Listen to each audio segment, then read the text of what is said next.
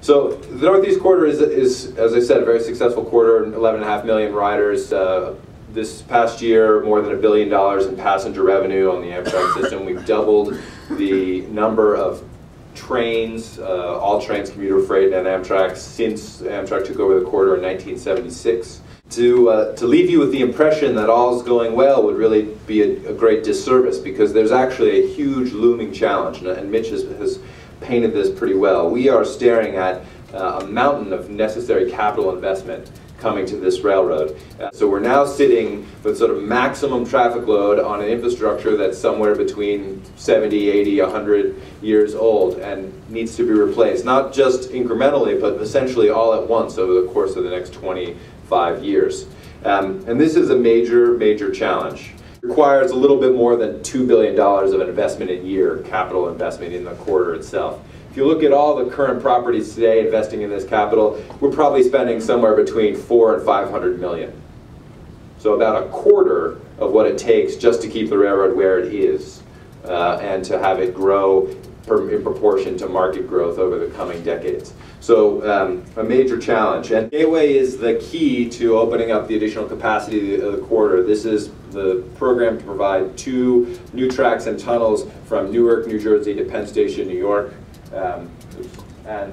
Without that additional capacity, we have at risk both today's current traffic levels, and we have no opportunity for future growth into New York, which of course is the nation's epicenter for travel demand, our biggest station and the nation's busiest transportation facility with roughly 550, 600,000 people a day.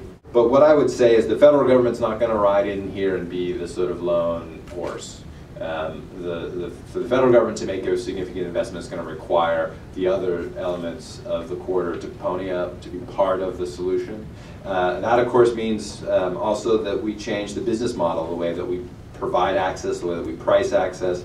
Mitch alluded to this cost allocation process where everyone needs to pay their proportional use of the corridor, and so that's changing too.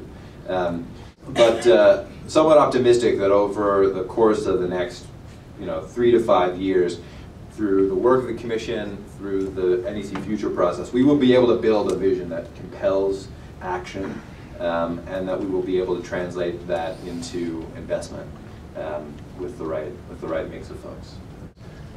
Obviously, P3s provide access to global capital markets, which we need, enormously.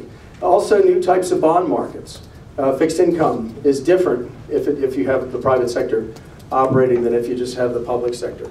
But we don't have time now, I'm happy to chat about it ad nauseum, but I think that the role of private investors taking an equity position, actually having skin in the game, is one of the best possible things that could happen to high-speed rail in the United States.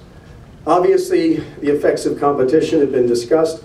Competition is considered one of the most powerful forces for social good in economics, and P3 participation allows that to enter.